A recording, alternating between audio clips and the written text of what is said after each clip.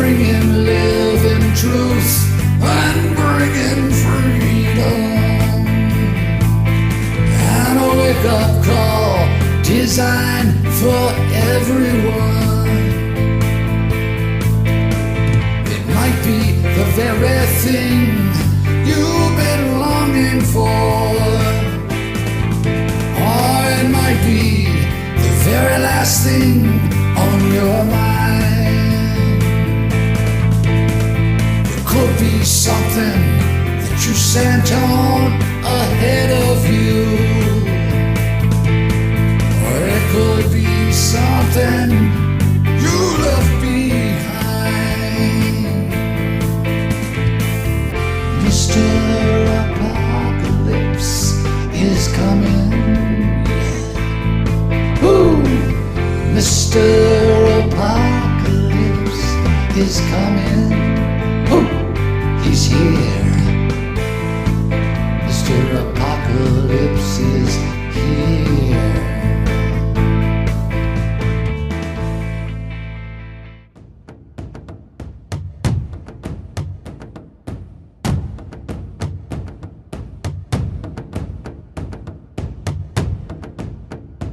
The views expressed in the following show are of the host, the guest, and the callers. The content of the following show, its accuracy, authenticity, and the ramifications of the use or application of said content is the responsibility of those speaking and listening, not the broadcast medium.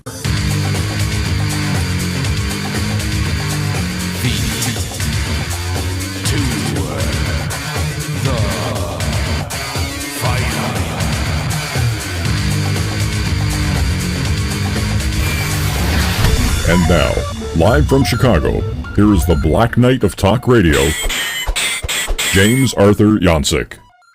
All right, we're back and we're live. Feet to the fire. I'm your host, James Arthur Yancek, the Black Knight of Talk Radio, into year 24.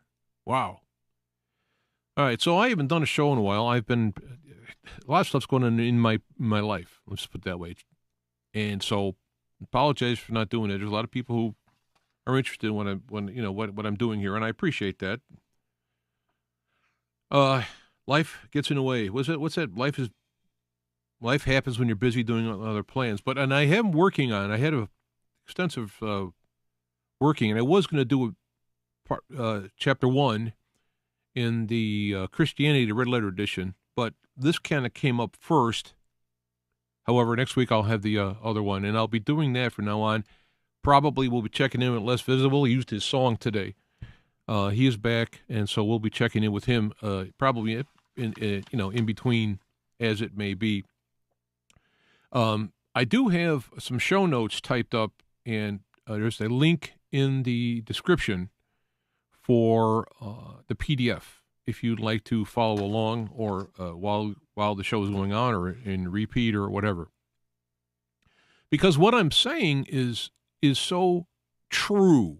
It's not. I mean, everything's my opinion, right? Because I'm a human being, and I'm telling you what I think, feel, whatever. And I always back things up, right? I just don't like.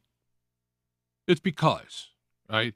I know a lot of people do that. They just simply go like, "This is the way it is," and it's because. Well, why? Well, because that's what I want it to be, or that's what I wish it was, or that's what I heard it was. So I've heard, and all this stuff. And that's fine, right? I mean, I do that. But what I've kind of committed to myself is to examine why I hold whatever I hold. Right? I got to look here just for a minute. I hate doing this.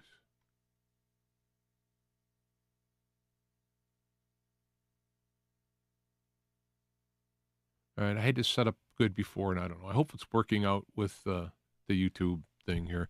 I'm doing YouTube, and then I upload it to BitChute and Rumble. I don't want to stream to all of them at once. I mean, so many things can go wrong.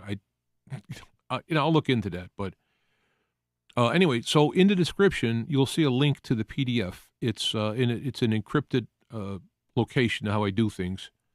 So you just click on a link and you can download it. I don't know if it even lets you read it there, but download it. It's a PDF file. It's not a big deal. But the subject tonight is our religious freedoms. Now I am living in the United States of America, constitutional. It's a constitutional republic, and there are certain inalienable rights that were believed by the creators of the Constitution and signed it, that they framed so the Constitution cannot interfere with those except under extreme conditions. And I mean extreme conditions, not like my feelings are hurt. But right now, I've been doing is following loosely this war stuff going on and all the propaganda flying around about it, like on all sides, for that matter. And so I wanted to make some comments. This is serious, grounded stuff here. So this is why I got the old paperwork to try and say what we have in this country. Now, it's not worldwide, and history is replete with literal religious wars. And I'm not just talking about the Christian versus Muslim type war, it doesn't exclude that, but I'm not just referring to that. And one of the things I was going to do, and I just remembered, I forgot, I was going to look at the exact details, the times and dates. Maybe I'll throw that in the link afterwards. But the Cathars in I think it was in France area. This is back in the teens, back in the olden days, the teens, where they would fight. They had a belief system that the question amongst the early church or mid-church was, Jesus is God, Jesus is man. How does that work out? I mean, how does the profane, the physical human, deal with the perfection of God? This is their stuff they're talking about. And you had different opinions on it. Jesus was one, dual natures in one. The other one was there's two natures. So you have divine and the earthly, the physical. And these individuals literally went to war killing each other in the name of understanding the nature of Christ, totally missing, obviously, his message, right? But this is what we've had in the past. And when the creators of this country were trying to come together with framework, they all came from various religious persecutions in Europe because of this. I mean, it's not Muslim Christian or Zarathustran Christian or whatever. It was literally Christian to Christian. One saying the other ones weren't Christians and fighting to death. And of course, like I said, the Muslim and Christian thing is there too. That's more obvious, I think, more memorable. But what's important is when they created this country, they created it literally so that you can have your religious freedom. I mean, that was like one tenet of it. You have the freedom of speech, concepts that were held in the Constitution. But first, I wanted to read this.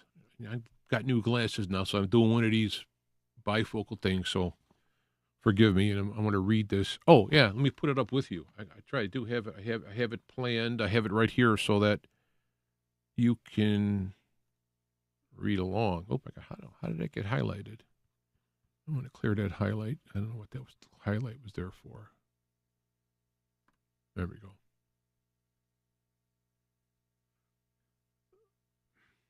Well, I'm not even on the right page.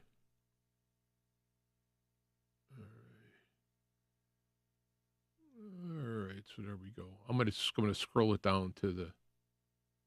That's good. And you could read or you just listen. I mean, people who are listening to the podcast version of this, no biggie. You can download it and read it. I'm going to be reading it. I'm not a great sight reader, so bear with me. This is from the Constitution. I mean, this is from the Declaration of Independence. When the course of human events, when in the course of human events, it becomes necessary for one people to dissolve the political bands which have connected them with another, and to assume among the powers of the earth the separate and equal station to which the laws of nature and the laws of God entitle them. A decent respect to the opinions of mankind requires that they should declare the causes which impel them to the separation. And this is to me, this is my favorite line written by human beings. I mean, it's not divinely inspired, but, it very well could be. But we hold these truths to be self-evident, that all men are created equal, that they are endowed by their Creator with certain unalienable rights, that among these are life, liberty, and the pursuit of happiness, that to secure these rights, governments are instituted among men, deriving their just powers from the consent of the governed. What a great line. That is like yes. Like yes and yes and yes. Unalienable rights created by God, and the government's there to protect those unalienable rights. Well, we don't have to do much talk to see how far that's fallen from there. But in particular, in the Constitution, when they got together and argued about it forever, they got this together. This is the important part about the freedoms we're talking about tonight. Congress shall make no law respecting an establishment of religion or prohibiting the free exercise thereof, or abridging the freedom of speech or of the press, or of the right of the people peaceably to assemble and to petition their government for redress of grievances. That's like the single greatest thing in government in all over the world. There's no other country has that in it. Of course, again, through corrupt judges and otherwise, things are being messed up. But I wanted to mention some things about this. Freedom of speech. At the time they were talking, right? The only freedom of speech was, let me get this back over here. Oh. The only freedom of speech was like literally talking, like standing up on the stump, and talking among people, or talking in taverns, or talking in churches, or talking at whatever. That was freedom of speech of the time. And that's why they said freedom of speech and freedom of press. Because at the time, the printing press was invented, and they were making pamphlets, most notably pamphlets during the revolutionary times, and books. So naturally, when they're laying out what freedom of speech is, it's freedom of speech, freedom of the press. And then you had the freedom of assembly, which would be peaceful protests or peaceful groupings to talk about problems and so forth. Well, today we have recordings, audio recordings, we have TV, radio, we have streaming video, we have live, we have recorded. So obviously, that would include that. Because if the framers of the Constitution and the ones who signed it said, like, well, it's freedom to speak, but not on record, not on record, not on video. All right. So if anybody tries to wedge that in there and say, well, it doesn't count for streaming, all right, they're liars, right? Freedom of the press, of course, at the time they had printing press. The printing press would also apply to blogs, social media, websites, anything that you would write out and publish to the public, which would be available through the internet, that would also be included. Now, what are the things that disrupt this freedom? I mean, you can't just be willy-nilly, do whatever you want. This freedom of speech is limited by fraud. The government asserts that fraud is not protected speech because it lacks social value. Okay, remember that word. This is a common law exception, not a constitutional one. All right. So this is the law saying that it has to have value. And if you recall the big fighting back in the 70s about pornography being freedom of speech and all that, it wasn't a slam dunk. And I agree that if you use the idea of value in there, I don't know about that. Incitement. The old saying, you can't yell fire in a crowded movie theater, right? Where there isn't any.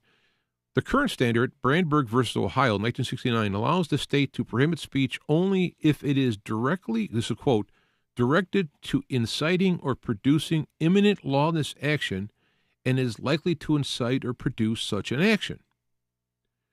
Now, you might go, oh, okay, so if you stand up and start coming up with racial slurs, you're producing action. Well, I'm going to get to that. I'm going to get to that whole concept of of unpleasant speech. And then disturbing this peace. This is also governed by time, place, and manner restrictions. The government argues that while it cannot ban the content of your speech, it can regulate the volume, the location, and the timing to prevent the breach of the peace. You know, you're up 2 a.m. with a megaphone walking around out front. Can't do that. You can have those thoughts. You can write them down. You can speak them, but you can't amplify them or talk real loud or bang on windows or whatever. I mean, those are all reasonable stuff, right? No one's going to go, "Wait, no, it's my right to be able to walk up and down the street with a bullhorn whenever I feel like it." That's not. And that's where it comes with do as thou wilt versus do unto others as you would have them to do unto you. This is the idea behind this. You have the freedom of speech, but you have to accept the freedom, the rights of the others, right? And there's a very important thing when it comes to offensive speech, and we'll get to that. It is clear the freedoms were meant to all, freedoms meant to all to experience life, liberty, and pursuit of happiness, as well as practicing religious freedom, but not at the expense of the rights of the others. This is so important, right? Because it's being perverted today, and it's like the old Animal Farm. All animals are created equal, but some animals are more equal than others. This is important, and it took me a while to find this, and thank goodness for Gab AI, because I had this bookmarked. I was going to talk about, I might have talked about it already a little bit on the radio. I was going to talk about this. This was something I remember personally. I was there when I was at that time frame when it happened in the 70s. It's very, very important landmark Supreme Court case, the Illinois Supreme Court. In this case, Village of Skokie versus the National Socialistic Party of America, and then in there it's got the numbers if you want to look at that up. Supreme Court decision is a crucial piece of constitutional history, standing as a stark reminder of what the First Amendment really requires, regardless of the emotional offenses it calls. The central holding is that offensive speech cannot be prohibited simply because the audience finds it repulsive. Is captured in the actual, here's the actual court ruling on this. It is well established that the public expression of ideas may not be prohibited merely because the ideas themselves are offensive to some of their hearers. The fact that speakers may incur standby who are offended by their ideas is not a sufficient reason for banning speech. Furthermore, addressing the argument of the swastika, right? They said in the court case that swastika was a form of violence in and of itself.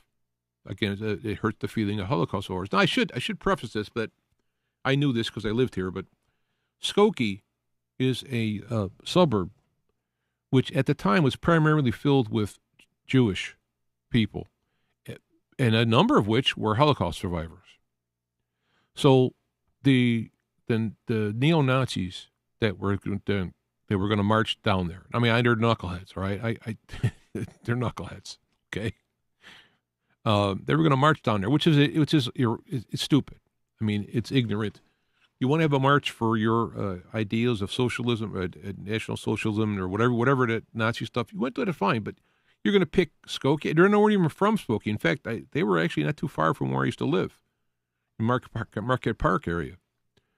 And so they're going to pick Skokie to march. You see, that's to me, that's, so that was going on. So they were going to court. They wanted a permit. They wouldn't get the permit. They went to a court. It said no. Then it went back. Then it got up to the Supreme Court. And the Supreme Court kicked it back down to the lower court to work it out. It went back up to the Supreme Court, and this is where this stuff comes from. And on the point of the spots, now it's important I bring this up because the symbols, right? Think about this. The first part was offensive speech covered by Constitution. The next one is symbols. The display of the swastika, we believe, this is the court speaking. The display of the swastika, we believe, is a symbol of political speech intended to convey to the public the beliefs of those who display it. It is a matter of common knowledge that the swastika is a symbol of the Nazis. the use of this symbol is a form of free speech protected by the First Amendment. Now, you won't see any Nazi swastikas on me, right? I got nothing for any of these knuckleheads, but it's the extremes that really test the cases and so forth like that. So then when we get down into regular world, the court was clearly explicitly clear that the fighting words doctrine, the exception often used by local governments to ban speech they dislike, could not be stretched to cover the mere display of the offense symbol. Now, here's another court again. The swastika cannot be considered fighting words, nor can the audience reaction be a justifiable reason for restricting the speech. If these civil liberties were to remain meaningful for all citizens, they must be protected even for those whose ideas are the most repulsive. This is exactly what the point is. Now, you got knuckleheads, right? They're gone. They were gone not too far after that, right? So they're gone. That came and went. It didn't live on. It was of no good to the public, and it disappeared by itself. But they did have a right to say it. Now, here's my point to this now is the swastika is protected speech. Religious icons and symbols are obviously protected, regardless if it's found offensive by other ideologies or religions. Real harm is not caused by the symbols or their beliefs, but by the real-world actions, the physical actions, the real-world actions, moving here, punching somebody. That's a real action. So I come out and say, I got my freedom of speech, and I punch you, not covered. You're arrested. Right? You got to act, not talking. Remember the old phrase, sticks and stones can break my bones, and names will never hurt me? Now, there's another thing. It's like, okay, so I'll make a religion and then do whatever I want. Now, here's a case. Next thing I got here is I looked up as a case. I found it. Tell you, it's great having the research help because I can tell what I want and it finds it, and all the references and everything like that. It saves me a gazillion hours of time. In 1879 Supreme Court case Reynolds v. United States is a landmark American legal history because it established a belief-action distinction, effectively carving out a limitation on the First Amendment's free exercise clause to protect the social and moral order of the nation.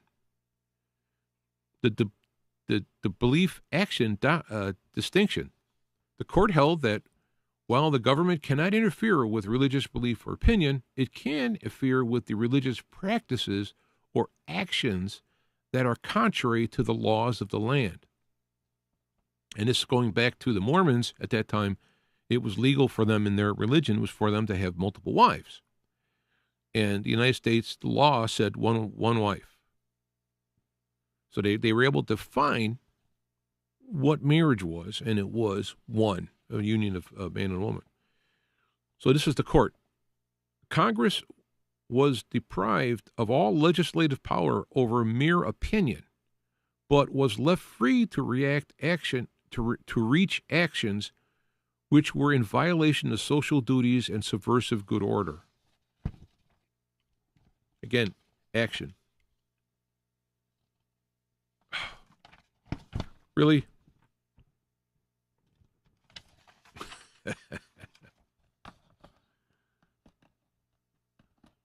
Hey, hello to the chat room in there. I can't pay attention there because I'll end up losing my spot, my train of thought. So I apologize to you guys there talking and stuff.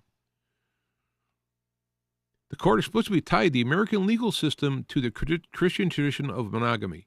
They argued that because the entire structure of the Western civilization and American society in particular was built upon the foundation of a monogamous family, the state had a compelling interest in prohibiting any practice that threatens that foundation, even if it's religiously motivated. Here's a quote from the court. Marriage, while from its very nature is a sacred obligation, it is nevertheless, in most civilized nations, a civil contract, and usually regulated and controlled by the sovereign power. The court further ruled, to permit this would be to make the professed doctrines of religious belief superior to the laws of the land, and in effect to permit every citizen to become a law unto itself. This is also true that a government can set an age limit to marriage and also can state that a marriage is a man and a woman. It's legal, it's constitutional, because the whole thing was based on Western traditions, which that was all of it in there. You can't, these traditions were there from before and during the creating and during the using of it. This is all new stuff they're coming up with today. So now, I'm not going to get tangent onto that, but getting back to this belief versus action, very, very important part. You can believe whatever you want. You can believe whatever things that are women are subservient, blacks are not humans, white men are what do you call that?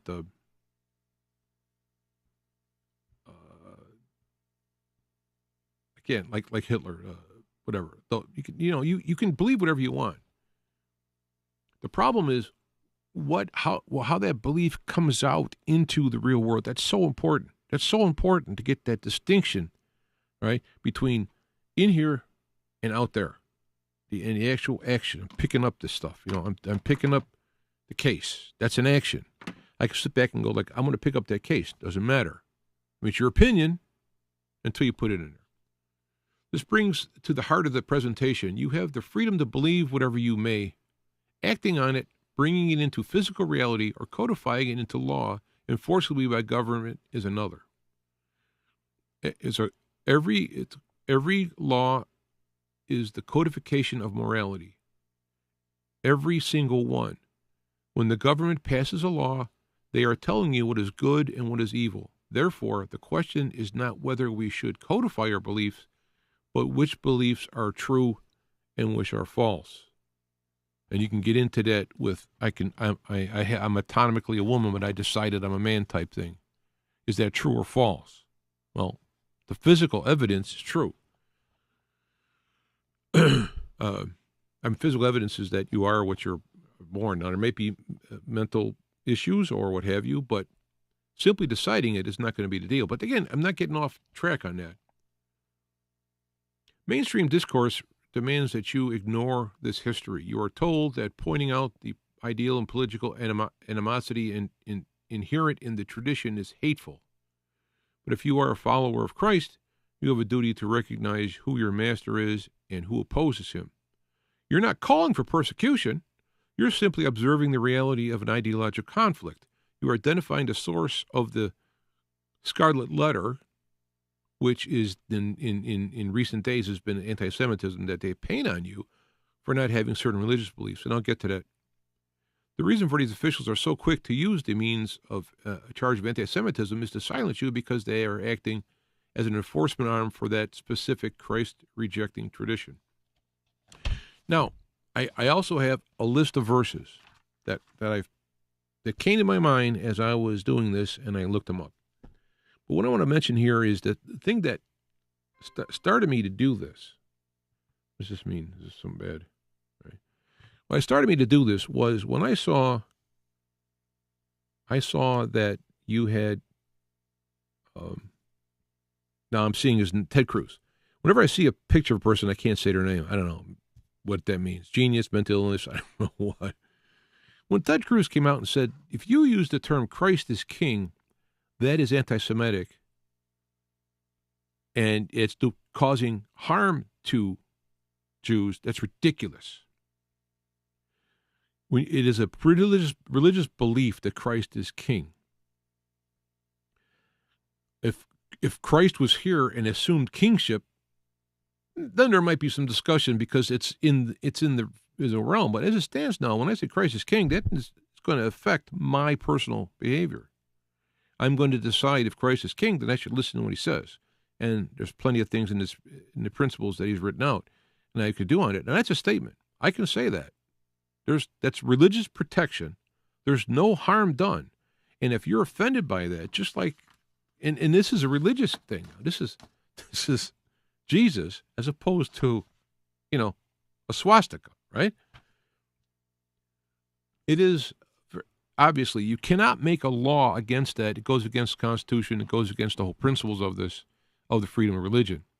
I have a right to reject any religion and say it is incorrect.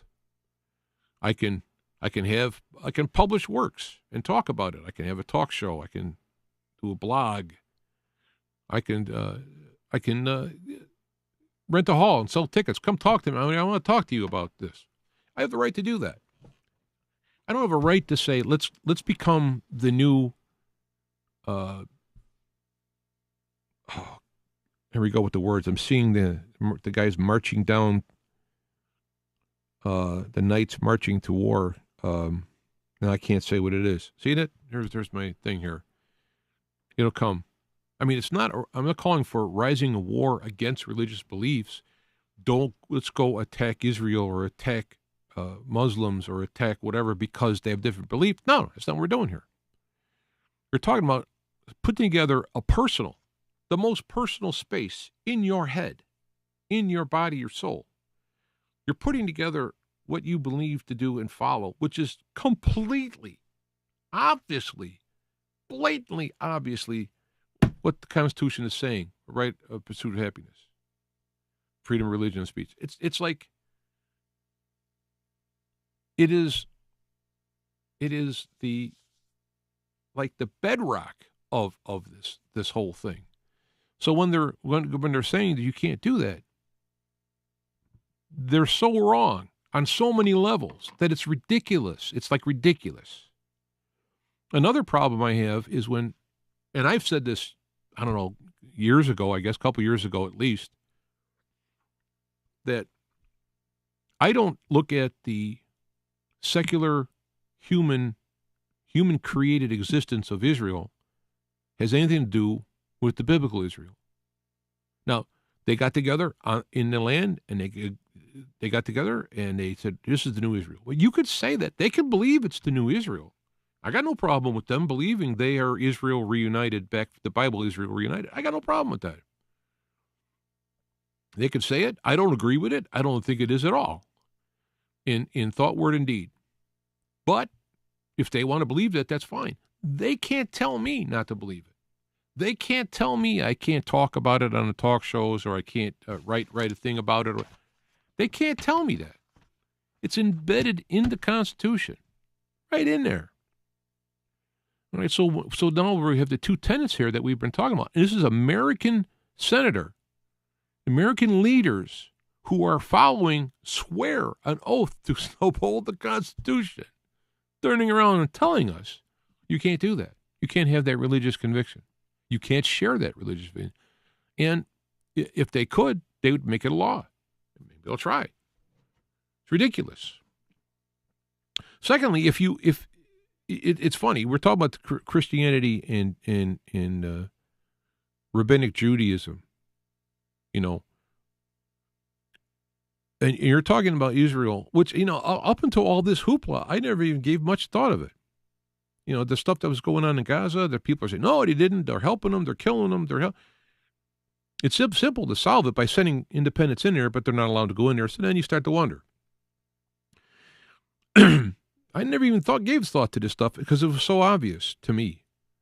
And if they believe they're the new Jerusalem, fine. Well, here's the problem, is that if you're talking to a Bible person, a Christian, one who follows the teachings of Christ, who think that what was written down in the New Testament, the red letter edition, that's just what I'm putting together, the other thing, you think that stuff's real, right?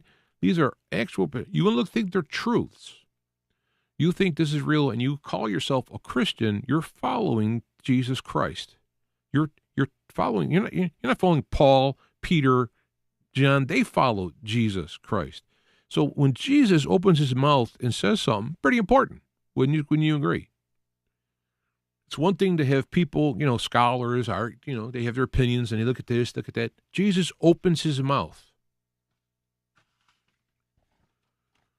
And one of the things that really irritated me is how it's like there's a duplicity here. We're the biblical Israel, but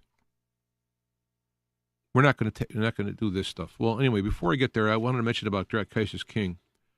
Therefore, Pilate said to him, "So, you are a king?" Jesus answered, "You say correctly that I am a king. For this I have been born, and for this I have come into the world to testify to the truth. Everyone who is in the truth hears my voice." All right, there is Satan. Now, you can say he was a megalomaniac if you'd like, but to say Christ is king is... But this one... This is one, and I bumped into these things as I was looking around, too. And Jesus was saying to those Jews who had believed him, "If you continue in my word, then you are true disciples of mine, and you will know the truth, and the truth will make you free." So it's not about Jews, right? It's not about the race. I mean, Jesus was in that race, okay? It's about the correcting an errors in a religion of the day and moving forward with the corrections. That's what Jesus did in terms of doctrinal stuff. No, you've heard this. Well, I tell you this. You've heard this. I tell you. You've heard that looking at a woman having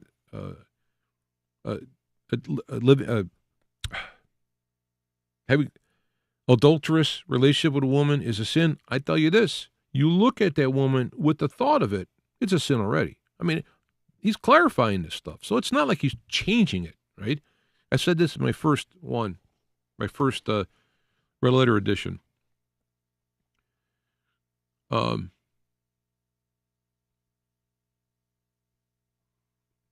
this is Jesus again talking. This is again quote from him. "Woe unto you for those who build the tombs and of the prophets, and it was your fathers who killed them.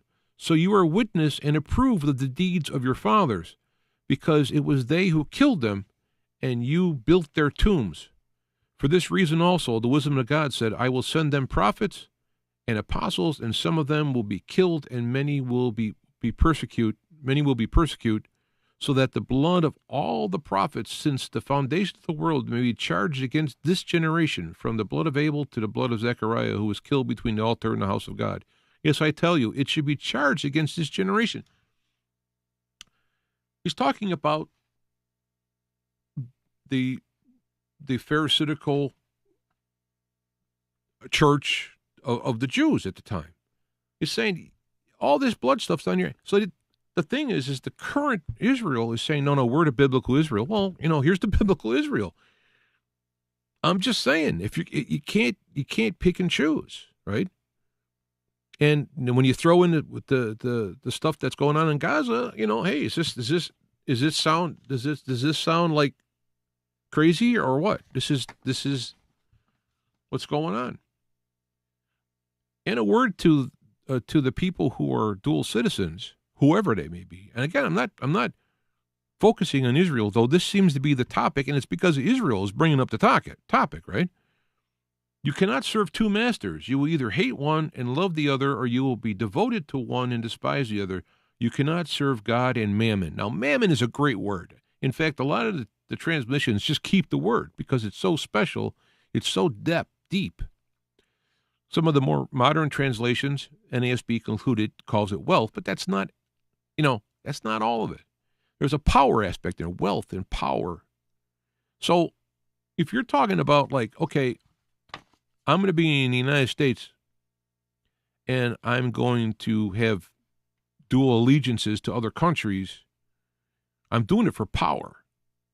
I'm doing it for the power it gives me to have other things backing me up, whether it be money or what have you, right? There's power involved. So you can't serve the United States and you can't serve another source that props you up, because you're going to trade in one for the other. It's unfair to both sides, right? You got to pick one. And I would say it'd be simple to say that if you're going to be a person in our government, you're going to have one citizenship. I'm sorry. It's not the only place in the world that would have this kind of thing. And again, it's not, it's going to be I'm sure this would be labeled anti-Semitism and all this stuff. It's not. It's simple, logical. It's law. It's not, doesn't have nothing to do anybody personally. It's the people we're talking about here. This whole concept is being brought up by Israel. and by those Zionist Christians who support Israel, which was destroyed. Christ is the new temple. I mean, this is not revelatory news, but of course, people who don't pay attention to God, the Bible, and Jesus don't pay attention to it. This may be a revelation to them, right? But it's not about they're trying to support them because they think that they're looking at them as a getting to gain power from it. And even in those religions who Christian religions who talk about a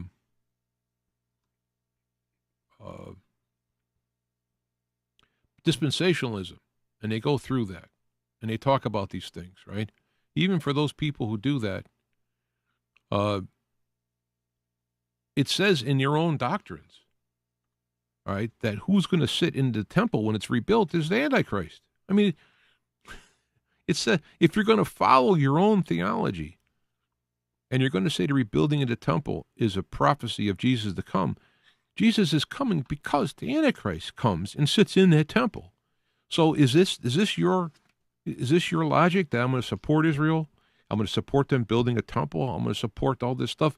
I'm going to support the Antichrist coming because then Jesus will come. What do you think he's going to say to you when he sees you? He's going to say, like, hey, I gave you a whole list of stuff to be doing, and this is what you're doing. You're planning war. You're having wars. You're killing innocent people. You're trying to put together this big power to bring me back so that I can do what? Get away from me, those who practice lawlessness, for I don't ever know your name. I mean, it says this stuff. I should add that in there. Came to my mind now. Many have come to me, and they've prophesied in your name, and he said, I go away from me. I never knew you. You workers of unrighteousness. I'll toss that in there. I'll probably just put it on the.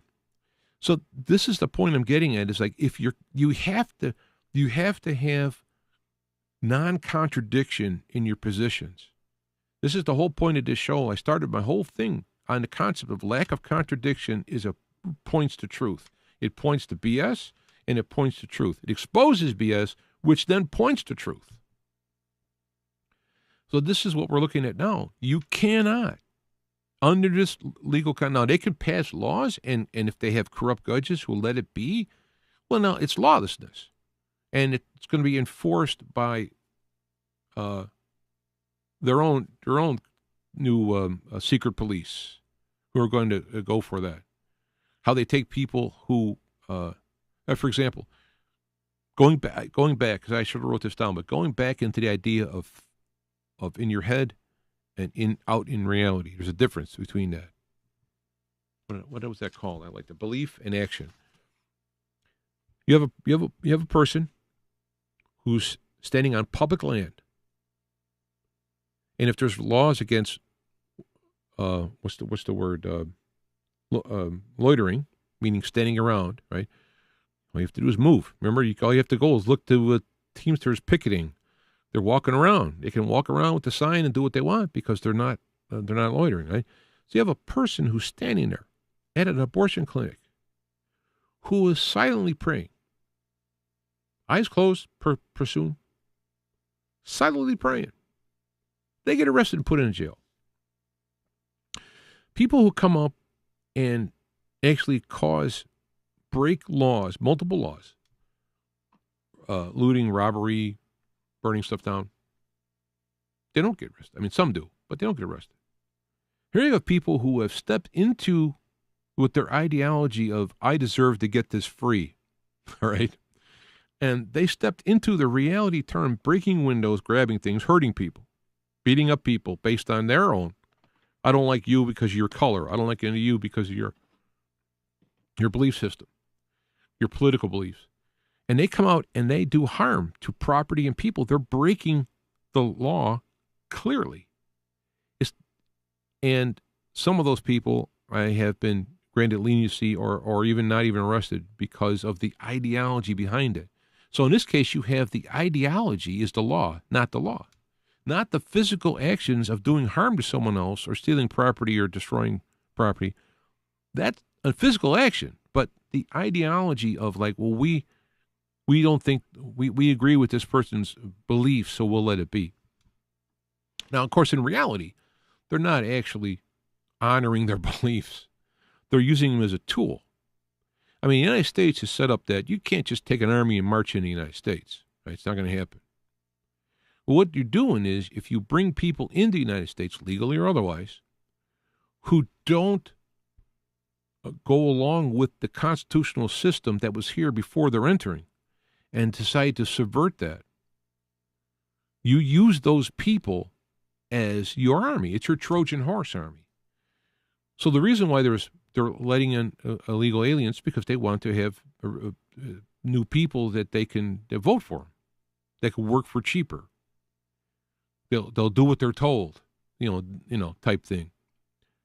That's what they're bringing in, because the middle class in particular, upper, lower middle class, have become a pain in the ass to them. Because, they voted for Trump. They didn't do what they're told. I mean, I saw in our state, Illinois, I saw Pritzker visibly upset, give a tantrum because a referendum to allow them to raise taxes whenever they wanted to, whenever they felt like it, was voted down. He was furious. And he said, well, if I don't raise the taxes this way, I'm going to raise it some other way. That guy should have been thrown right out of office right there. I don't care what, Democrat, Republican, man, woman, out. Because what you're doing is, I want it my way. To hell with the people who I am serving that consent to the government. Out. No, we don't have a system. We have a system of people who have that kind of blood on all their hands. Republican, Democrat. They want the power. They want to be able to do what they want to do. And that's the problem, is that these people are running the show. So why isn't there term limits then? Because they don't want them. Why don't they release the slush fund for sexual harassment charges? Because they don't want to. We wanted to. Why don't they have the SAVE Act to make only citizens vote, which is the way the law is anyway? But here's means and how to prevent it. We don't, because they don't want it. They like the idea. Democrats want a new voting crop of voters. The Republicans like the cheap labor. And it cross-fertilizes. It depends. That's why we're out here going, people loved by for the people, we want this. Now, I understand the point of a constitution is to protect the minority from the tyranny of the majority, right? So if you just have a pure democracy, it's foolish. You get enough together, they can vote and say, I want to take your house. Okay, what's the vote? All right, we get it. Legally, that's how it could happen. But with a republic based on a constitution, the Constitution says, I don't care how many people vote for that, you can't do that. This is why it's there. And just to circumvent it because it's inconvenient to what you want to do that's what's not heresy? That's an abomination. That's not the word I want to do, but it works. So this is my point in going through this, is that right here, and you got the paper, you can download it, right? It shows exactly where all this stuff about saying boycotting Israel, or saying that Christ is king and that Christ is the new temple, and looking at the current rabbinic Jews as being, heretics to their own religion as Jesus came to correct it. That's our right to do that. We could say that. It doesn't mean we have a right to beat up Jews or cite Jews. No one's saying that. I'm not saying that for sure.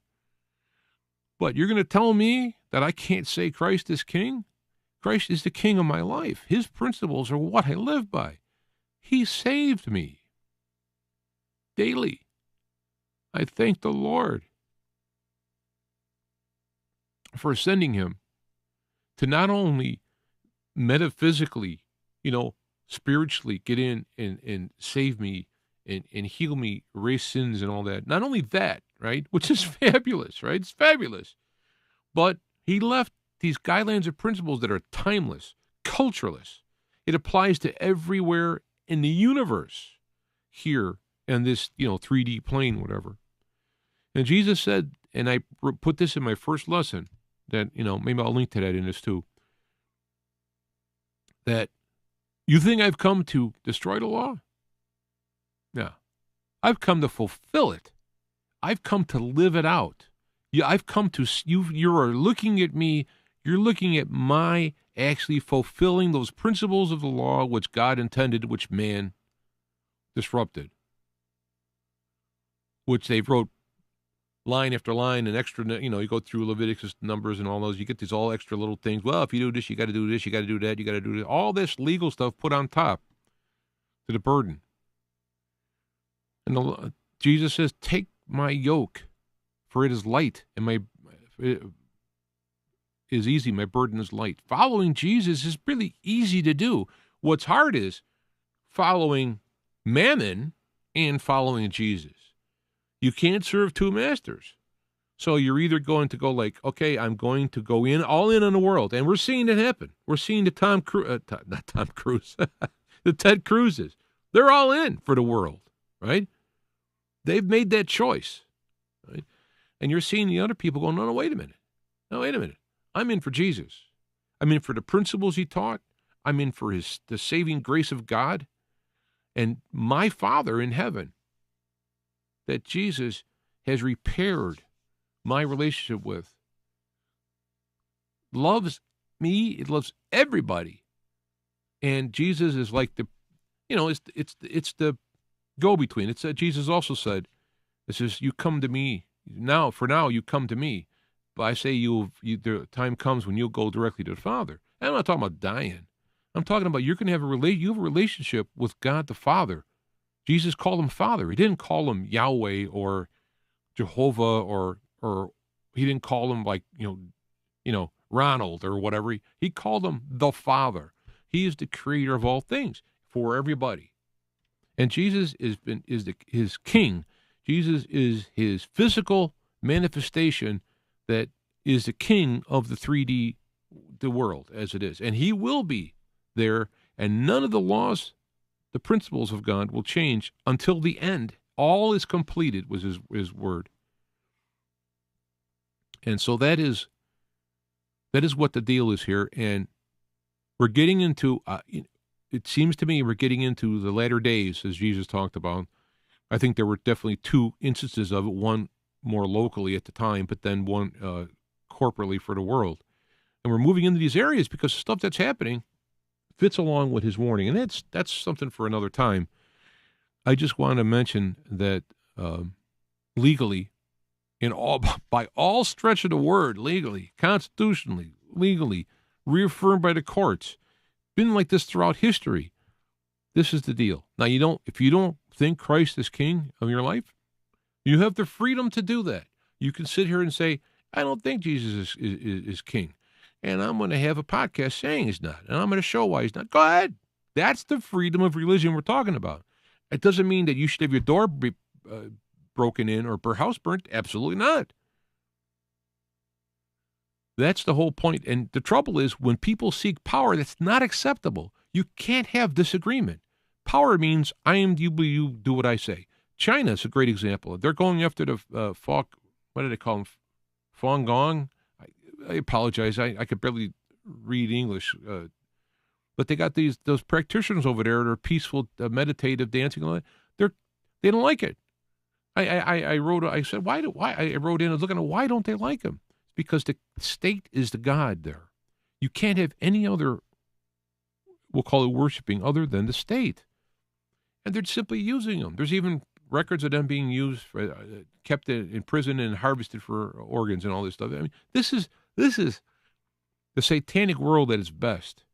And what we're seeing is, do as thy wilt. You do what I say, not what freedoms that you have. And we're not doing as thou wilt either. We're following the principles of both the legal principles in the Constitution and law and those of the Bible, Christianity, Jesus. But the Jesus one wins because, whatever happens here, I'm dying eventually. We're all going to die. We're all going to die. And we're going to move on. And it's not that if we are alive, it's how we live. And that will affect our next stop in the journey, however you want to say it. I mean, I'm not a reincarnationalist per se, but you would look at going on to other lives. You're not going to just go to heaven and sit there and play harps for the rest of eternity. It'd be kind of boring. It's always a constant growth and moving on and moving on and moving up. Our goal is to become like our Father in heaven. And he's got an infinite head start at us. So it's going to take an infinity And that's a glorious thing. That's a wonderful thing to learn like this. So, all right, let me let you go here. Share this if you find this of use. Share it, like it, subscribe if you like this stuff, because I'm coming out with this whole series on Christianity, the Red Letter Edition. What did Jesus teach as to be a Christian? And I started the first one kind of as an entry one, and the second one is pretty much done. I'm going to keep doing them, so you can subscribe to that. This will be uploaded to Rumble. It will be uploaded to BitChute, and links will be placed. It's also the audio will be stripped off and put up as a podcast as well. And remember, I got the link for this. I wish I would have put up a couple more verses on it, but that's how I do things. All this stuff's off the cuff. I do research, but it comes to my head. I do research. I remember this verse. What was that verse? I got to go find it because I don't have the verses memorized, but I got the principles memorized. So I got to go find it. This is why using this help with Gab AI is helping me, because I said, what was that verse that said this? And boom, there it is. And then I can look it up for myself and research around it and all this stuff. It's great. It's a great tool. Great tool to have. God bless. God bless you all. God bless you all. Remember that we're in a time. Let me just read this part here in closing. If the world hates you, you know that it has hated me before it hated you.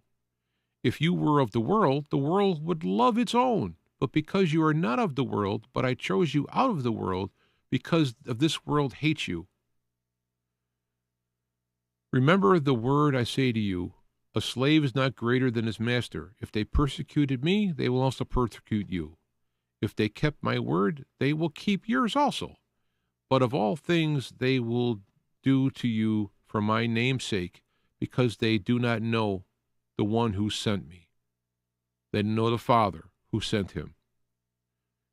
If I had not come and spoken to them, they would not have sinned. But now that they have no excuse for their sin, he who hates me hates the Father also, my Father also. If I had not done among them the works which no one else did, they would not have sinned. But now they have both seen and hated me and my Father as well. But they have done this to fulfill the word that is written in their law. They hated, quote, they hated me without a cause, unquote. But when the Helper comes, whom I will send you from the Father, that is the Spirit of truth, who proceeds from the Father, will testify about me, and he will testify also. And you will testify also, because you have been with me from the beginning. So, if you're talking about the truths of Jesus, get ready for a whooping. And, the thing is that Jesus and the apostles, by all account, historical account, they all got persecuted. So if you don't want, if you're a Christian, you got to get ready and you got to stand firm. And right now, simple, firm. Jesus is Christ is King. Jesus is King. Simple. I'm not going out to try and say it to incite anybody. In fact, I don't have any clothes that say it or nothing. My heart says it. And it should be apparent in the way I do. But if someone's going to press me on it, I agree. Christ is King. So, there's going to come a time when you got to make a stand. There's a line that's coming. Look at it like the earth pushing up, right? And it's making a point. And there's people who are on that edge. And at some point, you're going to have to step to either the world or to God. And I would suggest the earlier you make the step, the better. It doesn't mean you won't have problems for it. It's just that the destruction of falling off on the other side is a lot worse. So anyway, God bless you. Let me go here. I'll go on forever. And remember, share the information on feedthatfireradio.com's website. And I'm on Facebook, Feed to the Fire Radio, I believe. And James A. Jancic, it's at Facebook. But links are all on Feed to the Fire Radio. You go on a column here, you can find everything. So God bless you all, and we'll see you next time.